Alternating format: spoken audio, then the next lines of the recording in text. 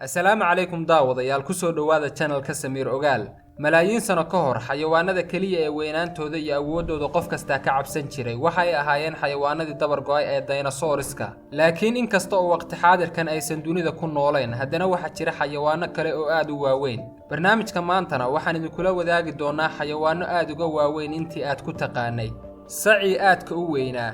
Sacan loo yaqaan magaca Nikaris waxa loo aqoonsaday saca ugu weyn adduunka. waxa uu dhererkiisu gaarayaa 2 mitir halka culayskiisuna yahay 1400 kilogram. Sacan marka uu ku dhex jiro lo'da kale waxay lo'da kale u muuqataa sidii weelo yaryar oo uu isagu dhalay. Muuqaalo laga soo duubay sacan ayaa caan ka noqday baraha bulshada kadib markii uu soo galiyay ninka sacan iska leh oo u dhashay waddanka Australia.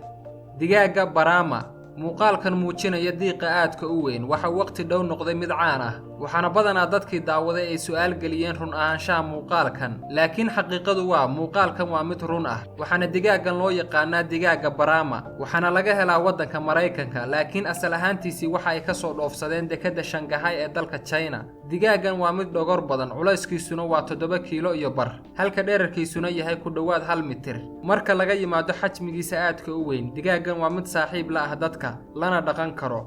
Boqorka bakaylayaasha bakaylahan loo yaqaan Darius waxa uu jabiyay dhammaan rikooradii yaalay waxa uu noqday bakaylaha ugu weyn dunida inkasta oo xajmigiisu aad u weyn yahay haddana waa mid firfircoon waxa uu maalin kasta cunaa 2 kiilo oo kaaroot ah 1 kiilo oo tufaax ah iyo 2 kiilo oo kaabash ah. haweeneyda iskale bakaylahan ayaa sheegtay inuu bakaylahan yahay mid saaxiibtinimo wanaagsan leh isla markaana la ciyaaro qof kasta.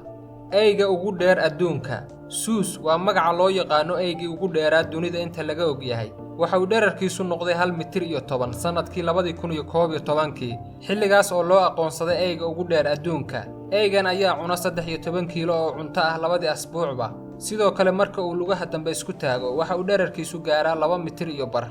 Yaxaaskii Lolong waa yaxaaskii ugu weynaa ee la qabto taariikhda waa mid ka mid ah yaxaasyada ku nool biyaha cusbada leh waxaana markii la cabiray dhererkiisu noqday 6 mitir halka culayskiisuna ahaa 1075 kilogram taas oo ka dhigtay in loo diiwaan geliyo yaxaaskii ugu weynaa dunida. Yaxaaskan ayaa laga soo qabtay gobolka Agusan ee dalka Philippines sanadkii 2011 waxaana soo qabashadiisu qaadatay ilaa 3 asbuuc iyadoo ay soo qabashadiisa ka qayb galeen ilaa 100 qof. Yaxaaskan ayaana lagu qiyaasay inuu ilaa 50 sano jir yahay.